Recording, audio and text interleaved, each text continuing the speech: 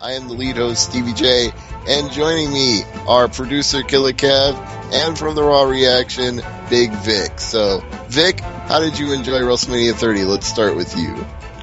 I don't know. Jury's still out. I thought it could have been a better show than it was, but I want to save all of my judgment until after tomorrow night because, as everyone's well aware, the Monday Night Raw after WrestleMania is usually the must-see Raw. So I'll be interested to see where a couple of these storylines progress tomorrow. I give it right now B- C+ territory. Not even a B+ player, huh? No, not quite. Well, how about you, Kev? Do you give this a B+ or better, or are you in the same boat as Vic? Yeah, I could go with a B+, maybe an A-. To be honest, going into the show, I wasn't quite enthused about it, but the nice thing about WrestleMania is everybody typically steps up their game, and there were no bad performances tonight. I'm not even going to criticize The Undertaker like I have for the last 4 years. It is what it is with him, and out of the last 4 years, I think this year, he actually turned in his best performance of the 4, so I'm not going to be too harsh on it. Overall, it was an okay show. I think historically it will also be the most important performance of the last 4 years, but we will get into that a little later in the show. As for me, I'm in the B+ category myself, where I feel like the card did more than I expected, not as much as maybe I wanted, but it was solid from top to bottom. And I think the reason I really enjoyed it is because of the fact that it worked flawlessly on the WWE network. Everybody was freaked out about whether or not they'd have enough servers and enough capacity and whether the stream would be okay with millions of people all tuning in all at once. But it seems to me they got the bugs out of it with all the shows they did prior to WrestleMania 30, because I only noticed it pause and jump back a couple of seconds like 2 times out of 6 straight hours of live streaming. And there was a little bit of a problem in the pre-show where the audio went to pot for like 5 or 10 minutes. But by the time the Usos came on for the tag team 4-way elimination, they had already straightened that out. So really, my biggest thumbs up is to WWE Network for 6 straight hours of streaming. They handled it perfectly, and they've really lived up to their billing that it was over the top. There's one exception to that, though, Steve. What's that? PlayStation 3 owners got hosed. Actually, I was watching it on PlayStation 3, so I don't know what everybody else was complaining about, because for me, it never delayed. I wasn't behind, maybe a few seconds at most. Like I said, it jumped back like 5 seconds a couple of times, but other than that, it was working great. Well, and I believe we've got somebody else joining us on the panel tonight. It's Zane Paisley from Undisputed Wrestling. Hello, how are you guys? We're great, and we're just giving our grades on WrestleMania tonight. So on a scale of A to F, Zane, where do you rate tonight's show? I'll give it a solid B+. Well, you're in the same boat as I am then, because that's what I just gave it. So tell us a little more what you thought of the card top to bottom. I was pleasantly surprised with the seemingly main event push that Antonio Cesaro got. I thought that it really showcased that he is a legit strong guy with so much ability in the ring. When he was able to carry the Big Show for a couple of feet to dump him over the top rope, I didn't even think that he was going to be in the Battle Royal. I thought that they were going to put Rusev in that slot, and I was pleasantly surprised. I'm still in awe of the Undertaker and Lesnar match, not so much for the match, but for the outcome. Very disappointing match, but it was one of those moments where I won't forget that Lesnar, a part-timer, was able to beat the streak. And I was very happy about the outcome in the main event. Well, since we've already touched on the whole Undertaker Brock Lesnar thing a little bit, why don't we just go ahead and jump to that, and then I'm going to go backward and we'll start with the pre-show and work our way forward. But that's certainly what most people are going to be talking about at the water cooler tomorrow, is the fact that the streak ended. And I don't think anybody saw that coming. I certainly didn't see it coming. In fact, I wrote a betting preview for MMA Oddsbreaker where I said, you're pretty safe putting your money on Undertaker because he wins every single year, every match at WrestleMania. They're not going to break the streak for, as you said, a part-timer. But looking back at the result, as I think about it, I'm going to actually say they're both part-timers because Undertaker only has one match a year. Lesnar only has 2 or 3 matches a year. So actually, of the two, Undertaker might be more of a part-timer than Lesnar. So I'll let Zane react to that first, and then I'm going to everybody else. Well, yes, he is a part-timer, but it meant buy rates for WrestleMania. So I'm just wondering if we saw the Undertaker's last match, because really, what value is there to bring him back next year since the streak is broken? So I was more shocked of who broke it versus that it was ever broken. I figured that Undertaker's last match, he would get beaten at WrestleMania. I'm just surprised that it was by Brock Lesnar. Well, one thing I do have to say, if you remember a couple of years back where the whole Lesnar Undertaker at WrestleMania, it was maybe like 3 or so years ago when Lesnar was in MMA, and they had the confrontation back at that point, like after one of Lesnar's matches that he won, and they had a sort of not really a confrontation, more of like a stare down and whatever. I almost think that it was the tension and heat between them. I think it was all work. I wouldn't be surprised if they were like pretty close, because Taker, if he knew it was most likely going to be his last match, and they're going to say, okay, who do you want to drop the belt to? Sort of like almost want to say sort of like Goldberg dropping his first match in WCW to Kevin Nash. Like they could tease heat and put storylines, whatever, but at the end of the day, Goldberg was not riding his coattails, but he was basically taken under the wing of Kevin Nash. So it's sort of like a mutual respect type thing. So I think we might have this might have been building up over the years. I was actually a little surprised that WWE didn't push on that a little bit, even though, I mean, a lot of it was based on just internet rumors and stuff like that. But I mean, if they went back there, I don't think we ever saw any lead up with that confrontation. The confrontation was the last 2 months or month and a half or so. Right, and as you were saying on the pre-show before we got started, Vic, it's actually kind of a shame that they didn't push the physicality of Brock Lesnar more in the build-up to this point to make it a bigger deal that he beat The Undertaker, because every single week up until the final Raw before WrestleMania, Lesnar seemed to be getting the short end of the stick anytime he and Taker did anything, so it didn't have that big feel that it could have otherwise had. Yeah, it was that's the one thing. It didn't seem believable, and even in the first couple of weeks after the match was announced, even the announcers were playing it off like, I think Undertaker wins it. And then I think the last like 2-3 weeks before, they started to put a little bit of doubt in there and say, hey, so this could really be Undertaker's first loss. So I think that WWE creative sort of got on the announcer and said, hey, make this at least seem like it's going to be a good fight, and Taker has a chance to actually lose it. Right. So, Kev, you haven't had a chance to chime in yet. Your thoughts on Undertaker's streak being broken tonight? I think I'm in agreement. I'm not shocked that it's broken. I'm shocked who broke it. And really, for me, it kind of came in a very anticlimactic fashion. I hate to say it, but I've complained before about how close the microphones and the cameras get to some of these guys, and I knew it was happening before it happened. You could clearly hear Lesnar say, Tombstone, then take the F5. And that's what happened, and then the pin came, and, I was just with the rest of the audience just completely stunned. In retrospect, on one hand, I don't think Lesnar should have been the guy to break the streak. I'm not sure who should have, but I don't think Lesnar had necessarily earned that. So I'm disappointed as well, but at the same time, I'm relieved because, I've been such a critic of The Undertaker's performances over the last several years, and really, it's this way with a lot of guys.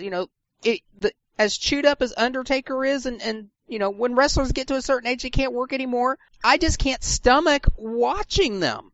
And Undertaker looked like he had a really bad sunburn this year. If you looked at him, he was like a color red that I don't think you could see Snooki get that color red. I think I saw, honestly, I think I saw liver spots all over him. I mean, he doesn't look in great health anymore. And watching the match, you could just tell he was in pain, and I'm not exactly sure that spot where he couldn't even get up off the mat, and eventually that set up for the pair of the Hell's Deep submissions. I can't tell if that was planned that way, or if he just couldn't legitimately get up and, Brock kind of stalled there trying to figure out, okay, what are we going to do? Definitely after the match, it took a lot of effort on Undertaker's part to get up. And I don't think he was playing then, for sure. So I'm relieved. I hope that this was Brock Lesnar's match, and if we're going to bring him back in the future, let him be a commentator, let him be a special enforcer. You mean Undertaker's match? Yeah. You said Brock Lesnar's, and I was like, they're not bringing Brock Lesnar back as a commentator, dude. No, not right now anyway. What they need to do with Brock Lesnar now that he's got this win, now that he's broken the streak, they need to put the rocket up his ass, and they need to be a monster. I tell you what, I liked what they had done with Brock Lesnar in the feud back in February with Big Show, where he just came in and just beat the snot out of Big Show because he thought Big Show was completely underneath him. I mean, it was strong, and it sent a very clear message about who Brock Lesnar is. And I thought coming into this with Undertaker, by contrast, he looked really weak. And I want more out of him. I like seeing Brock Lesnar as a strong, dominant character. And, if they can keep that going, that would be great. I'm afraid, though, that, he gets this win, he might get a small push, and then he ends up, pussing out to somebody else. I don't want to see that out of Brock Lesnar. And, like I said, now that the streak's broken, I hope his wrestling career is actually done. He deserves the rest. Yeah, and I think we can all agree that the reason Undertaker was only having about one match a year is because he can't physically have more than one match a year. Whether they needed to end the streak or not, it can be argued for days and weeks and months and years to come. But whether or not Undertaker needed to retire probably can't be argued because he's been getting brutally beat up in the one match he has a year every year to the point where he needs a whole year to recover just to do another one. So this probably needed to be the swan song. It reminds me of what Warrior said during his Hall of Fame speech when people started chanting, "One more match." And he just deadpanned and looked right at the crowd and said, "No more match." That's kind of the point we're at with Undertaker right now. It's like, he's had a great run. People are not going to forget the streak just because he lost one match to Brock Lesnar at the very end. They're still going to celebrate it. And I know Paul Heyman said that as a way to build it up, but it's actually true that this will still be the most important streak ever in WWE history, even though he lost the final match at the end. Yeah, it's like Cal Ripken's streak. I mean, shoot, you know what? He ended it one day, but it's still there. It's still absolutely, it's just awe-inspiring as far as the streak, and it's never going to be topped. I mean, it's just not feasible to say, hey, who could go on, who's going to have a 20-year career where they could be legit. Like, maybe the one person I would say who had a potential to do that, or one of the two people, would probably be Bray Wyatt. And he's like 26, 27. So, I mean, there's a possibility. Problem is, he lost to Cena tonight. So, yeah. He's off the list. Yeah, we'll get to that in due course, but you do raise a good point, is there's really nobody else who's going to be capable of having that streak. And I hate to cite Heyman again, but he pointed it out. He's like, all your heroes, all your favorites, John Cena could only win 2 or 3 in a row, Triple H could only win 2 or 3 in a row, and he's talking about the top guys in the business. It's like, nobody is ever going to top that streak. They are never going to give a guy, well, first of all, a guy isn't going to last that many years, and second of all, a guy is not going to have that many consecutive wins at WrestleMania. It's just not going to happen. So this will be one for the ages. But I do want. Go ahead. All things that live must die, even things that belong to dead men. And I like what Vic said about Cal Ripken's, consecutive games played streak. Cause, we remember these sporting streaks, like Joe DiMaggio hitting in 56 straight games. Eventually, game 57, he didn't get a hit, but we still remember those 56 games. That's what sports records are. And this is a sports record. Even though it's sports entertainment, it's a sports record. But let's backtrack and go to the pre-show match so we can get through the rest of this card. The Usos defended in what was announced during the pre-show as a 4-way elimination, meaning not just the first pinfall takes the tag titles, but the last team left standing will have the tag titles. So, Kev, gonna go in reverse order this time and start with you. Your thoughts on the pre-show match? I didn't get to see the pre-show match. By the time I got tuned in, all I saw was the breakup. Well then I will go next to Zane and see what Zane thought of it. I thought it was a good match. I was disappointed that there wasn't a big moment for Cesaro, but then we got that later on, and I know that we'll talk about that. So it was a good match. It accomplished what it needed to accomplish. Got the crowd into it. Started off early. I watched with two friends that are way more casual fans than myself, so they didn't really know who everybody was, and they really got into the match. They thought it was great action, so it accomplished what it needed to accomplish. I think actually for me what it needed to accomplish was not just that the Usos retained and got the crowd off to a hot start, which is always a good way to open WrestleMania, but that they actually teased what we were going to talk about later, that Cesaro was breaking off from the Real Americans and doing everything on his own from this point forward. And I noticed something, it was probably subtle, maybe it wasn't meant to be a moment, but I did kind of take something away from it when at the end, as Cesaro was leaving, he did the "We the People" chant, and the whole crowd did it with him, even though Colter and Swagger weren't with him. And I thought, they're going to give that to him. They're going to let him take that and continue to use it because he can pop the crowd with it. They already know it's his catchphrase. That was my takeaway from it. Vic, how about you? To be honest with you, I did not catch the majority of this match. I caught it from basically the Usos versus the Real Americans. That was actually a really good segment at the end, or towards the end of the match. It was a very good couple minutes that they had in the ring together. A lot of high-flying moves, a lot of just really, really good, exciting action. Crowd was going crazy. And I almost had a feeling, I think I predicted Real Americans pulling out the win, but I almost had a feeling that WWE needed to give it to the Usos just to let them have a little credibility as the tag champs. I think so too. They probably need to get them a little better established because, they're really hot in some places and a lot of other places they're like, who are these guys and why are they the tag champs? So giving them a win on the free show that people can watch replay even if they don't have WWE Network, they can go to YouTube or WWE.com and watch it, probably doesn't hurt them. And the fact that they'll emerge from WrestleMania as having successfully defended the titles when a lot of times the tag champs don't even get a tag title match on WrestleMania is definitely a feather in their cap. So it definitely worked on all fronts. It got the Real Americans to where they needed to be to break up. It got the Usos to where they needed to be to have some more credibility. And it started out the crowd hot in New Orleans. So a thumbs up on all accounts for that match. And if you didn't get to see it for whatever reason, as you've already stated on the podcast, I'd say at least watch the end part. Because as Vic said, when it got down to the Real Americans and the Usos, that's when it really got good.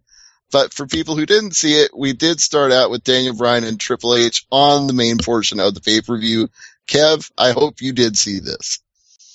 Yes, I did see this, and this may have been the best match on the card. Okay. Do you care to elaborate on that? Well, these guys went out there, and as much as I don't like Triple H still wrestling, he put in a very strong performance. Daniel Bryan completely bumped his ass off for him, and these two were just at each other's throat the entire match. Now, did you have any thoughts on him using the crossface on Daniel Bryan repeatedly? Because that got a lot of discussion in this house. I don't have a problem with it. I didn't say I had a problem with it. I just said it got discussed a lot because of the obvious reference to who used to do a crossface. That that's not an issue for me anymore. You know, I'm not sensitive to that at all. That is way buried past history, and you know, I probably got over that a lot sooner than most wrestling fans. You know, I mean, I realize, you know, who's infamously attributed to that, but you can't let one individual's dark past hold up future progress. And to that end, you know, it's just a move in pro wrestling at the end of the day. So I honestly don't care about that part. Yeah, and I mean, I agree with you. It's just a move, and it's a move that anybody can do. And obviously, people on the indies do that move every single day. And Zayn could probably attest to that. I'm sure he's been to many a show where a guy has used a crossface as a move in a match. But it's just not something we see all the time on the big stage from WWE. It just feels like they've tried to avoid it over the years. So, Zayn, your thoughts? In the match in general, or the crossface? Both, actually. Well, the crossface, I thought it was more of kind of him playing on the LaBelle lock or the yes lock, but he just didn't know how to put it on properly. I thought that the intro with Triple H was amazing. I know it's a variation on something that he's done in the past, but that was a WrestleMania entrance, and I thought it was great. The match was excellent. My one pet peeve was who dressed Stephanie McMahon. What was up with the suit top and then the leather diaper? That was just weird. Oh yeah, that got comments. Inappropriately short leather skirt. It got a little disturbing at points.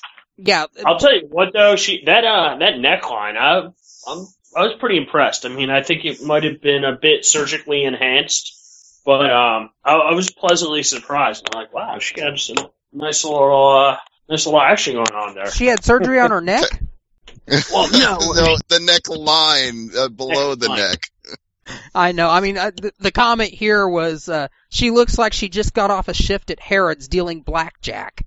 I mean, she doesn't look like a WWE corporate executive at all. I mean, seriously. I mean, inappropriately too long jacket, inappropriately short.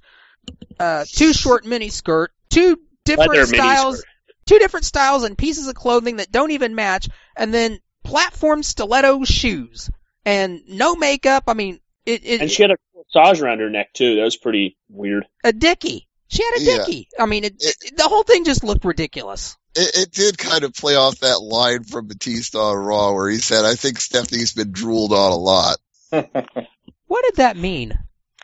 I think you don't have to think too much about being drooled on a lot. I think it's pretty self-explanatory. I mean, what is she hanging around the Humane Society dog pound too much? Or that could be it. There's a dog pound. It's called the WWE locker room. Let's just leave it at that.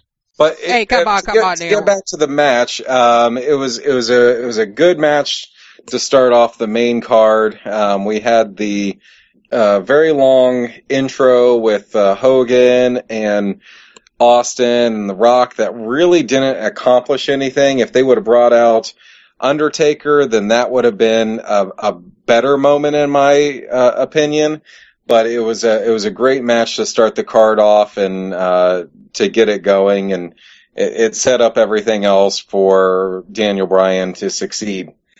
And I like one other thing that you mentioned, Zayn, that the entrance was pretty awesome, and it definitely set up the big feel of WrestleMania. You need a big entrance like that to remind people that this is WrestleMania. We don't just do this at Raw, SmackDown, and the typical B-show pay-per-view. It's really over the top at WrestleMania, to use the phrase they use for the network so much. This was over the top. The entrance was over the top. Stephanie's ridiculous outfit was over the top, and she kept cursing all throughout the match, you know, get him, you're a B-plus player, you're B-plus, you're nothing, my husband's gonna destroy you. I mean, she had incredible douche heat during this match, so I give Stephanie an A-plus for her B-plus comments. Yeah, I was gonna say, I think that, she's really helped this feud. I mean, just even back with the Occupy Raw, movement, like, she's just really, I don't want to say completely made it, but she's contributed to it in a very positive way.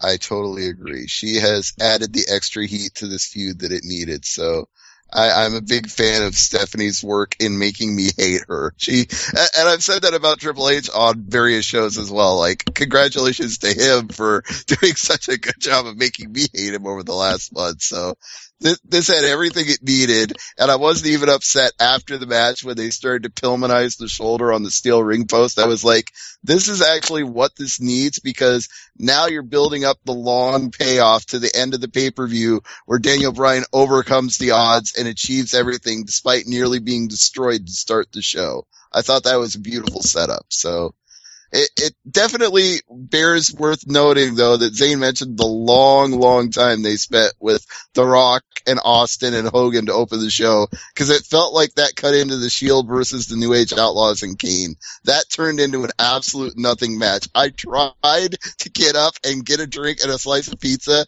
and the match was over so fast I couldn't even leave the room. I had to turn around and sit back down and post the results. So, Zane, since you already mentioned how we ran long in the opening segment, why don't you talk about how short this match was? Well, I don't know what there is to say. It was a complete squash match, which is fine if you're going to keep the Shield together, but it didn't move anybody's stories along. And yeah, it was just trying to take some time, make up some time from that opening segment. If they would have cut Undertaker and Lesnar's match a little bit and put more to the guys that can actually work really well, I would have been happier. I almost think they did it because maybe, and this is just wild speculation on my part with no factual evidence to back it up, and I freely admit that, but maybe it turns out that B.J. James is still hurting and probably couldn't have a physical match that lasted 5 or 10 minutes, so they had to do a quick squash, even with it running long and needing to cut time. They might have just said, this guy can't go, we can't get him hurt, so we'll do something quick and dirty. Well, was Kane even in the match at all? He got knocked out pretty quick. Yeah, I think he got hit with a spear, and that was his big spot, was Roman Reigns hitting him with the spear. Yeah, it was an odd match. The Shield guys got their all their stuff in, but I was hoping to see more. Yeah, I did like the visual of the triple powerbomb on both New Age Outlaws, but even with that kind of nice spot that will be remembered later if people do video packages, it was a nothing match. So, Vic, go ahead if you have any additional thoughts on it, and then I'll go to Kev. My last thought is that, well, how many months ago was it that the Old Age Outlaws were tag team champions? Not that long ago. In fact, they were champions at Raw a couple months ago when I saw them live. Exactly. So I think they may be moving on to Legend House 2 starting this summer. Yeah, them and many other people are being speculated for it, including Hulk Hogan, but who knows what they'll actually do or if they'll even film the second season. But meanwhile, Killer Kev, what are your thoughts? I don't understand why everybody's complaining about, they felt ripped off by the Shield match, or, they could have done. What were you really expecting here? It's the Shield against a guy who's in the twilight of his career and two has-beens. Let's be honest. All this was about was making sure all these guys get a payoff and filling a spot on the card for a few minutes. It's just really unfortunate. New Age Outlaws, while they still look in good shape, they're not the business now. So, to that end, they shouldn't have been on WrestleMania. I think you could have done a lot more with the Shield and gotten a lot more mileage out of that, and that's it. I went up, I did the dishes, and it was done before I was even done with that.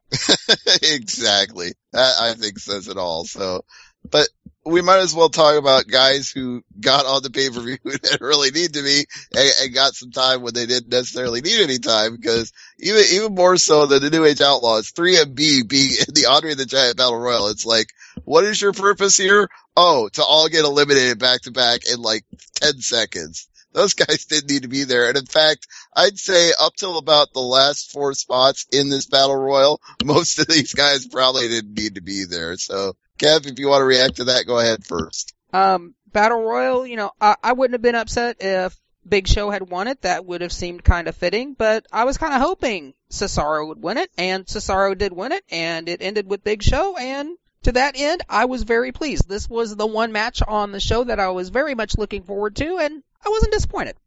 No, in fact, I want to crow a little bit about how accurate Frank Vaughn and I were when we had this discussion about 3 weeks ago on Thursday Night AMP, because I said if they wanted to springboard Cesaro to the big time, the way to do it would be to give him a win in the Andre the Giant Battle Royal. And Frank, who has normally not been a fan of Antonio Cesaro, actually agreed with me and said that would be the best way to use him to get things going with him if they really do want to get behind him. So we are prognosticators on angrymarks.com. And with that, I turn it over to Big Vic for his thoughts.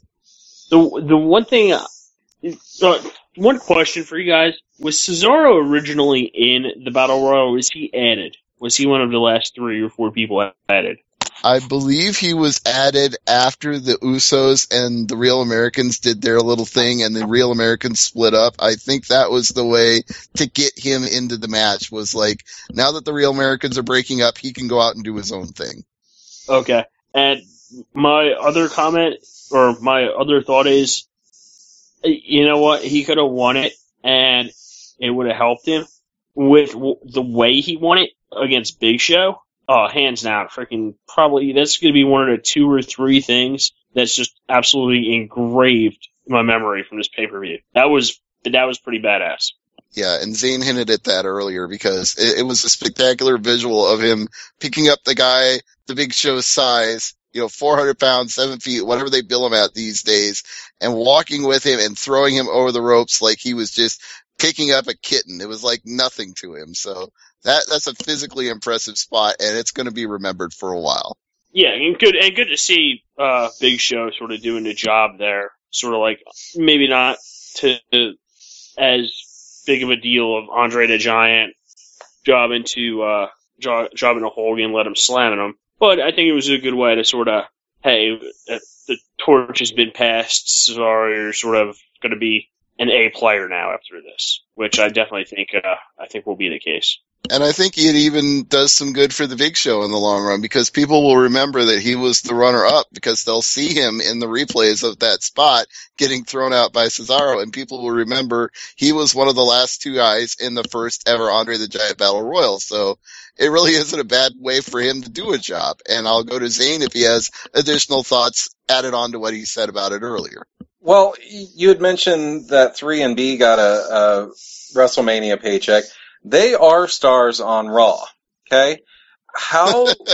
No, I'm sorry. I didn't mean to interrupt you, but I find it amusing to call them stars. Go ahead. Well, they are featured performers on Raw.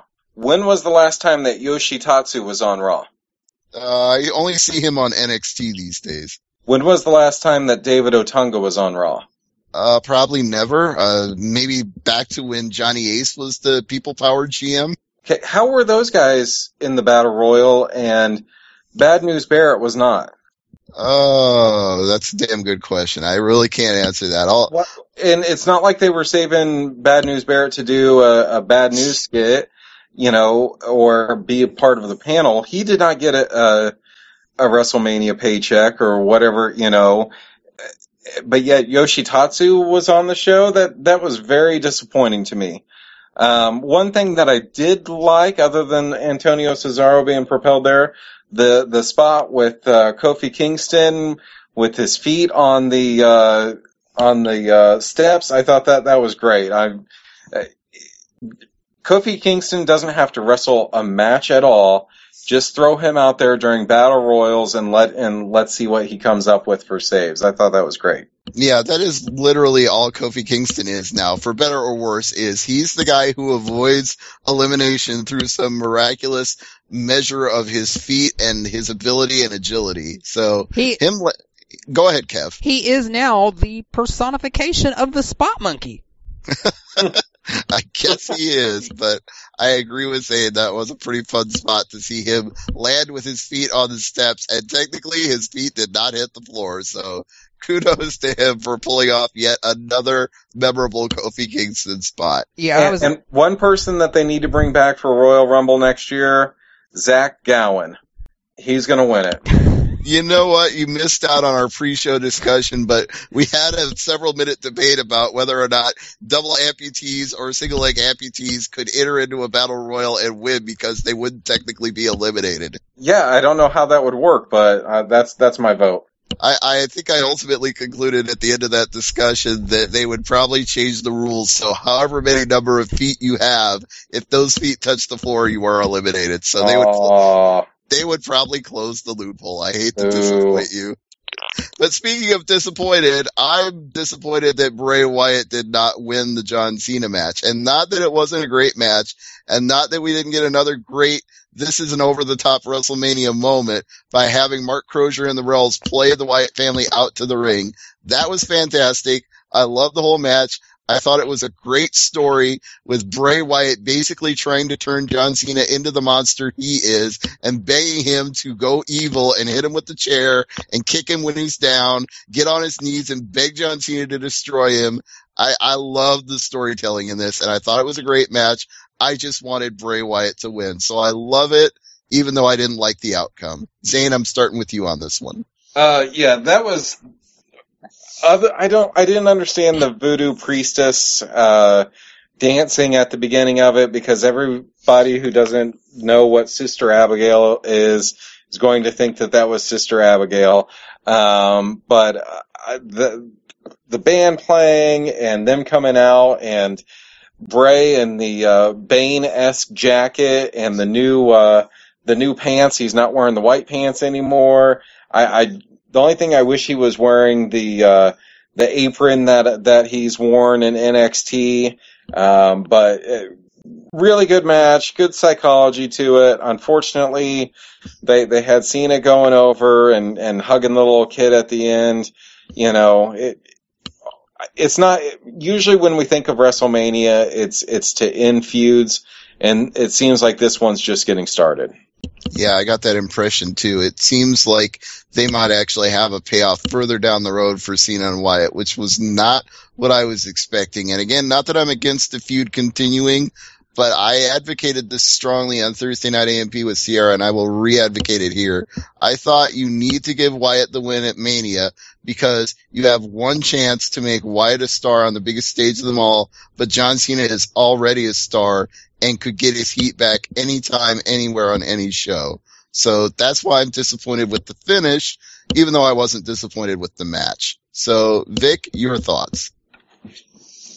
You know what? I was not disappointed with the match, and this was such great storytelling by Bray Wyatt that I feel like even though he lost, he's gained credibility. There were a couple of really holy shit moments in that match where it was, whether it be John Cena fighting the demons or just really cool moves that he put together.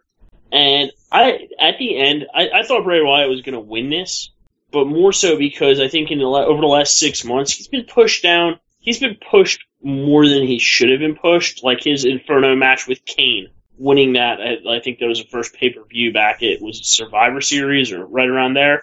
Like I thought he was getting over pushed at that point just because he has a family with him helping him out. So I think it's good that you take a step back with him because, I mean, you beat John Cena. I mean, who are you going to push to the top now? You have Daniel Bryan. You probably have Triple H getting back in the title picture. You have Randy Orton. You have Batista. You have Cesaro. Like, I think you need, like you were talking about, I think you need to have those mid-card feuds with good stories. And I could see this feud dragging on till maybe even SummerSlam. That's very possible. I don't disagree with a single thing that you said. In fact, I'm sort of convinced now more than I was before that maybe it isn't such a bad thing that John Cena won because in the end, Bray Wyatt did gain a lot of credibility in this match. So, Kev, I want you to give us your final thoughts and we'll move on. Well, just a couple comments and questions here. First of all, the entrance. Wow. That was just freaking awesome. I mean, you know, John Cena has had some awesome entrances the last couple of years at WrestleMania. He didn't do one this year, but I don't think there was anything he could have done to top what the Wyatts did. I mean, those masks were pretty cool too. I mean, everything. Much better than the sheet masks. Everything about this entrance was just super uber cool, and I think it completely kind of put over the mysticism and mystique that they're trying to put behind the Wade Bryant character. Second question. Did you just call him Wade Bryant? Wade Bryant, Bryant Wade. Angry Parks Network. Super Bowl Saturday? I don't know. No, the reason I'm laughing at that is because I'm pretty sure I've heard Jerry Lawler do the same thing on commentary. He called him Wade Bryant during one of the episodes of Raw. Yeah, I don't know. I mean, but second thing I have, John Cena's legacy was on the line. What does that mean? Does that mean if he lost, Bray Wyatt inherits the Fruity Pebbles contract and the jean shorts? No, honestly, that was just a silly way for them to tie in the Eminem song that they gave him as a theme for this match. I mean, I was legitimately confused. The third thing, I was sitting here watching tonight with former Raw Reaction host Chris Judd, and we were trying to figure out what exactly was on the waistband of John Cena's underwear. Does anybody know? We couldn't read it. I honestly have not given that much thought to John Cena's underwear. I don't know how I got sucked into this, but I spent 20 minutes, my nose up to the screen of my computer, trying to figure out exactly what it was. I mean... I'm just picturing the drops that are now going to be made from this show of Killican sticking his nose up to John Cena's underwear. Yes, I was watching John Cena's butt. Oh, man. But this match was pretty great on its own. Bray Wyatt is really working this character, and really creepy moment when John Cena was getting ready to go for the 5-knuckle shuffle and Wyatt's down, but then all of a sudden he's up in that spider stance, just like all of a sudden it's like, oh, where the fuck did this come from? You know, I mean, if I'd been there in the ring with him and he did that, I might have A, shit my drawers, and B, got the fuck out of there. Yeah, I did like the visual of John Cena like freezing in mid-move, like, what the fuck? But, you know, really, in ways I'm kind of disappointed. First of all, I think Bray Wyatt should have went over for every reason that you stated, Stevie. Second of all, I kind of felt like maybe they took a page out of Star Wars, episode 6 here. The Emperor tempting the goody two-shoes Luke Skywalker. You know, finish me, come to the dark side, embrace your hate. You know, that was the whole theme in this match, and John Cena was just so intense and so angry in this in an uncharacteristic way that he rarely shows. I was really hoping that he would take that chair and use it and get himself disqualified. I mean... Well, he almost did. He used it on Rowan. Yeah, but referees never count that anymore unless it's a convenient plot device. But he had the opportunity to do some really bad things that's normal for many other wrestlers, but completely out of character for Mr. Cena, and I was kind of hoping maybe he did go there. And then I was hoping maybe he would still lose, and, you know, what if this completely just altered the course of John Cena's wrestling career? Maybe we could actually go into seriously discussing John Cena as a heel character, but first I think, you know, he really would have to put the Fruity Pebbles and the jean shorts up on the line for his legacy. Then we could talk about changing his character, but... Yeah, I don't know. Bray Wyatt did something I never thought he could do. I actually sort of wanted to see John Cena win at the end. And it's 100% before the match started, I didn't. Bray Wyatt is such a good bad guy. Yeah, he is the Razor Ramon for our modern times. Say hello to the bad guy. He's the bad guy that you root for. He's the bad guy that's just cool because he's so bad. Indeed. He very few bad guys ever make it look so good. I gotta interject right here. What do the Wyatt family do that make them the bad guys? They're just creepy. They screw with the baby faces and they scare people. No, who have they screwed with? Well, they interfere in matches. Kane, this match. Okay, every match they end up having. They kidnap Daniel Bryan. Kane's a classic bad guy. He's a monster. But that was the face when it happened to him. They basically turned the Shield face by being such creepy fucks. And the Shield were bad guys. But they turned him face in the process. They wanted to fight the Machine. They want to fight the Authority. They kidnapped Daniel Bryan and brainwashed him. That's the creepy thing they did. To make him be better against the machine to fight the Authority, and they are taking on John Cena, who I'm going to say is more of a heel than a face to most of the wrestling, to most of the people who watch wrestling. Well, I'm not disagreeing with a single thing that you said, Zane, because I'm in the wheelhouse with you of wanting John Cena to lose and cheering for Bray Wyatt and the Wyatt family, but I'm saying they are booked as though they're heels, even though we cheer for them like faces. You know, Zane brings up a good point, and I was not going to mention this just because I wanted to move on, but since he has kind of opened that door, what really is the point of the Wyatt family? You know, they had this creepy thing when they came in, and you thought you knew one thing about them, but then they get involved in these matches, and, you know, what they say is one thing, and what they do is another thing, and, you know, nothing just seems to match up, and in the end, their presence here in WWE just all really seems kind of ambiguous compared to most of the other characters here. You know, everybody is, for the most part, purpose-driven, and it seems like the only thing that defines the Wyatts is they're just kind of creepy-looking, and otherwise, really, when you look at the results of their matches, they're no better or no worse than, say, three-man band. Well, if I can rebut that before we move on, Kev, I think you've got a point, but I think I will add to your point that their purpose, if they are purpose-driven, is to follow the buzzards.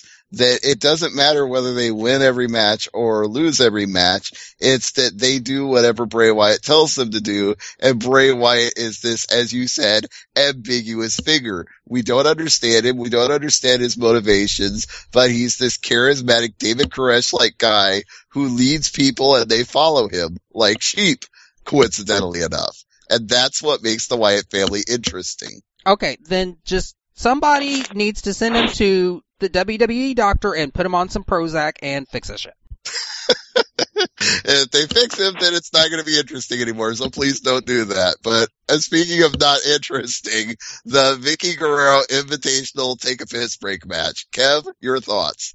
I thought Vicky Guerrero looked hot, and this match went really quick, and I like that AJ had a little bit of fun right there at the end of the match by not quite forcing Naomi to tap out, but, you know, pretty close to it. So overall, not too unhappy with it. Not, you know, it wasn't a great match. It wasn't a horrible match either. It was what it was, and we can move on.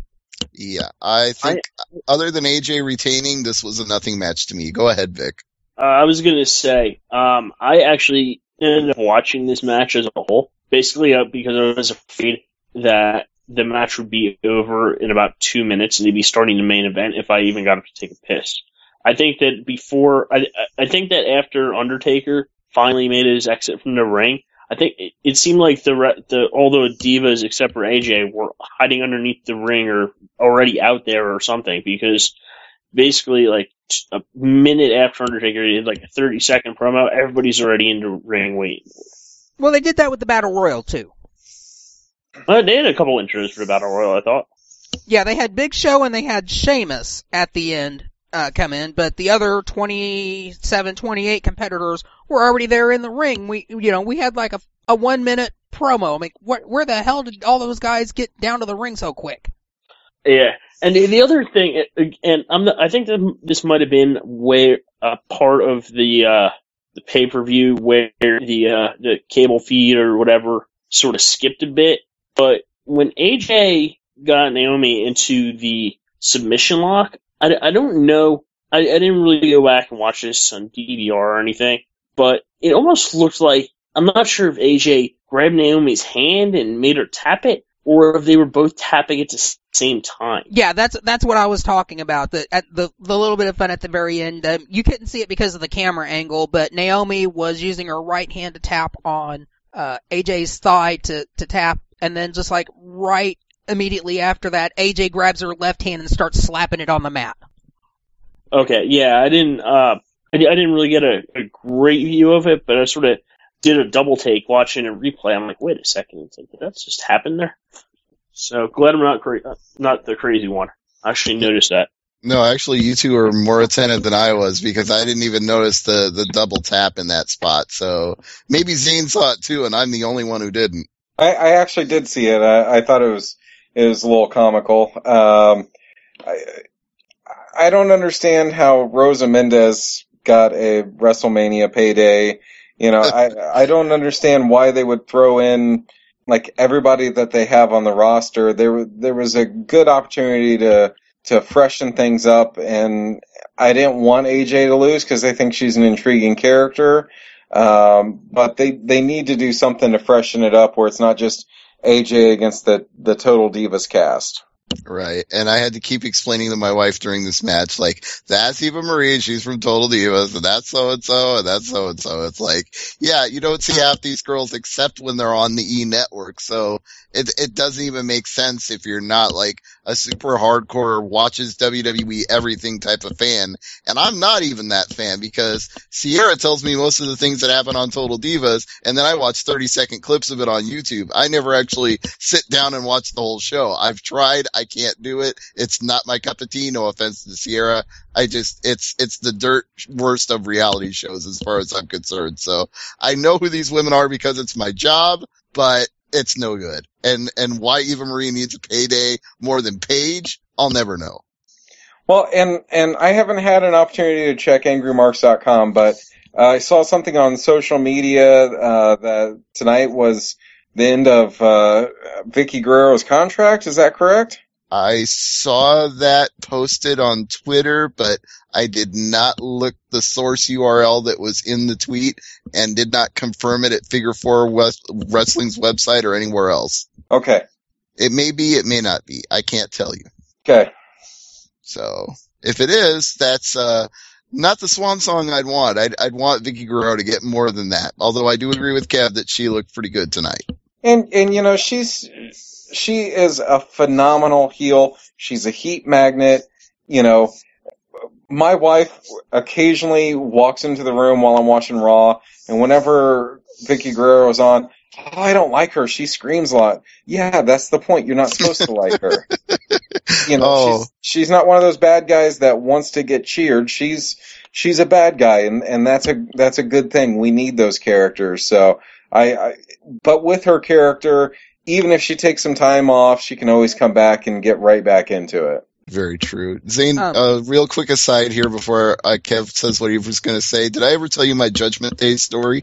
No, I'd love to hear it. Okay, briefly. This is when she was the Raw general manager, and they don't bring WWE pay-per-views to the Omaha market very often, but for whatever reason, they decided to do Judgment Day right here in my hometown. So Michelle and I go and get the best seats we can, and we're sitting ringside and we're lapping it up and having a good time. That was the pay-per-view that started with a real dud of a match, by the way. Bradshaw and John Cena, one of the worst matches I've seen live. But it was redeemed a little while later when Vicky Guerrero came out and said, "Excuse me!" And she starts trying to cut a promo, and 15,000 people in the Quest Center are booing so loudly, you couldn't hear yourself think, you couldn't hear her. It was just washed out with noise. It is one of the biggest heat reactions I have ever heard live for anybody. And God bless Vicky Guerrero for getting that kind of heat. Yeah, worse than awesome.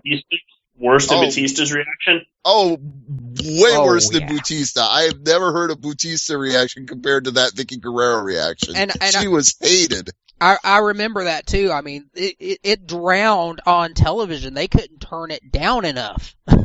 It was amazing. It's one of the most spectacular things I've seen in a wrestling show. So I love Vicky Guerrero for that. I love anybody who gets that kind of heat. I am totally in Zane's wheelhouse on that one. And just to follow up on what Zane mentioned a minute ago, F4W is confirming that Vicky Guerrero will be finishing up her contract. They don't know if it ended tonight at WrestleMania or if she's going to be working any TV tapings this week, but in very short order, she is going to be out. She has a new business venture she will be participating in instead.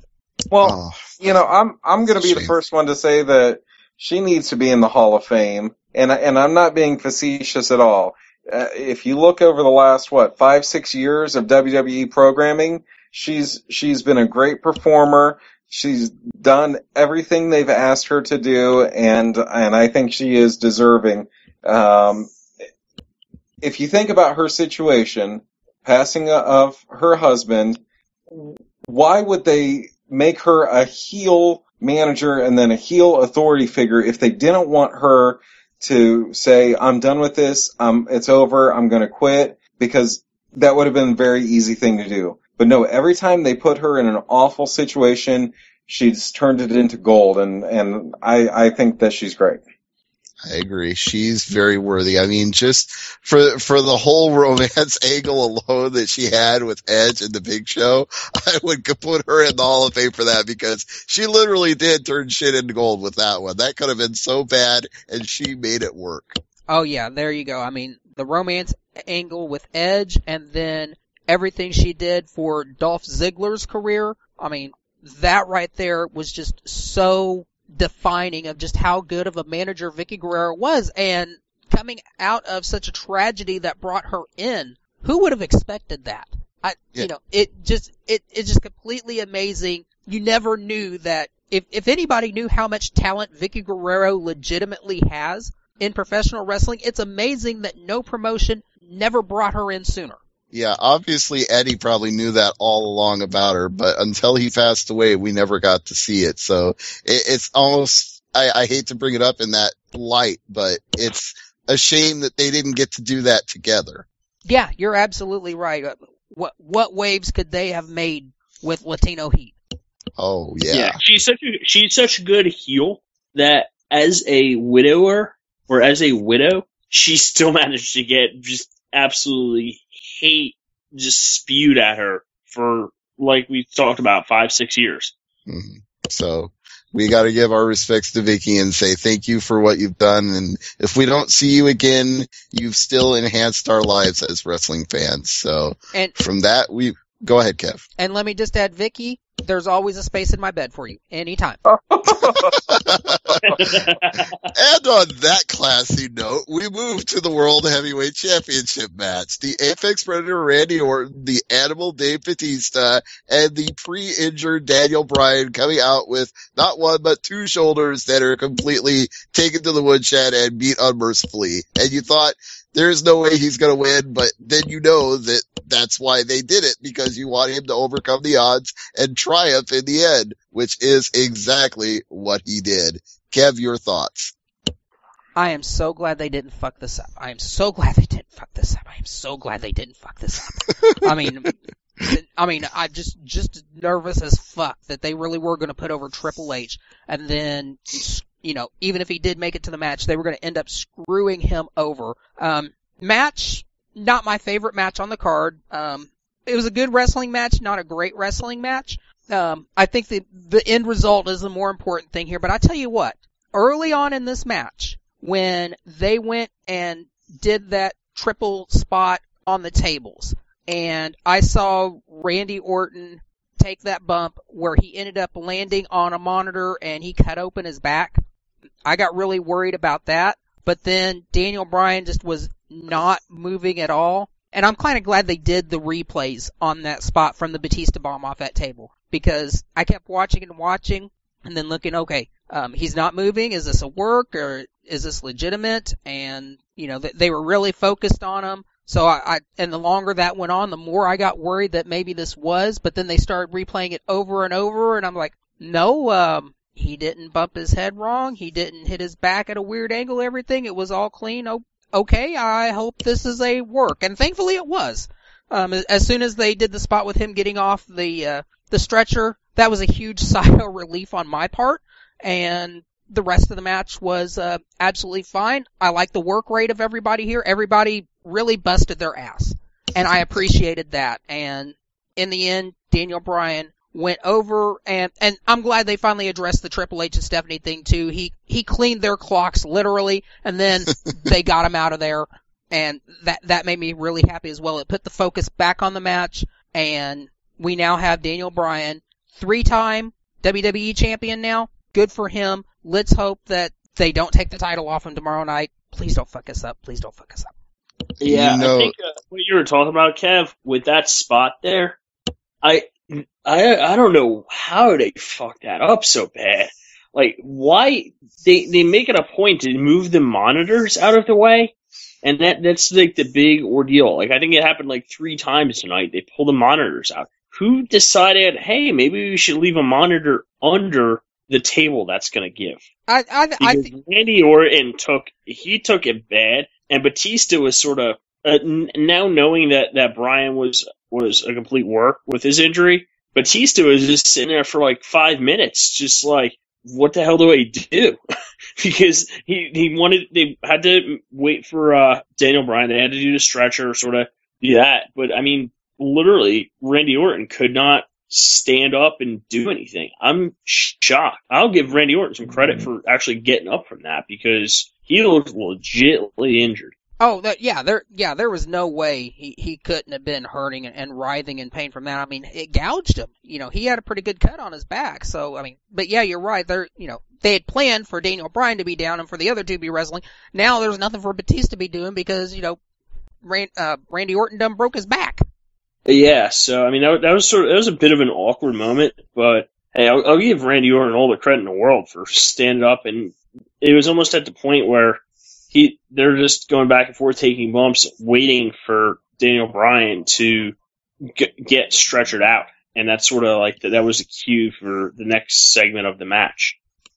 But overall, I mean, good match. Not a great match. I mean, I think that the Cena match was better. I think the first Daniel Bryan match was better. And sort of on the fence, obviously not the result, but the Taker-Lesnar match, I think, probably maybe about even with this match. I mean, you got all your high-flying spots here, but a lot of it, a good portion of it, was just the stuff outside the ring when everybody was banged up. That was probably a good 6 to 8 minutes of the match. I think a lot of people predicted that going into the pay-per-view was that the Triple H and Daniel Bryan match would actually be a better match than the triple threat at the end.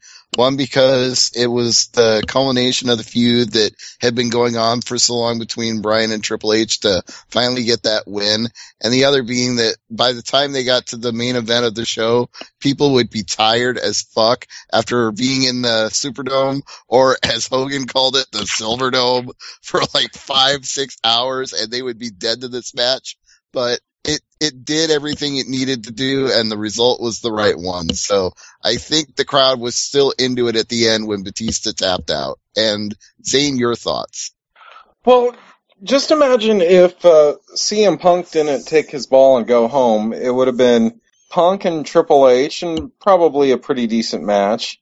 I don't know if Batista and Orton would have still stayed the same, or if they would have added some other steps to it.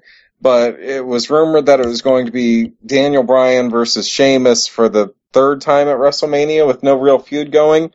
So CM Punk helped out Daniel Bryan's career tremendously by going back to Chicago.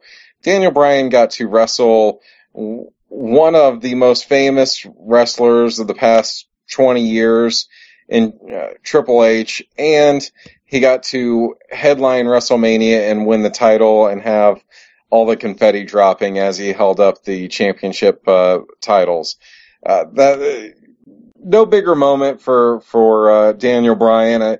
It'll be interesting to see what they do starting tomorrow. If it'll be, if Randy Orton will still be the authorities' hired gun, or if he'll move on to something different.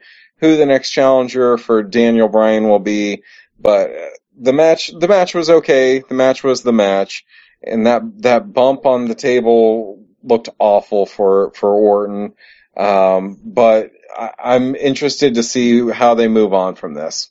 Yeah, we'll have to find out on Raw tomorrow night, which, as it turns out anymore, the Raw after WrestleMania is pretty much part of WrestleMania.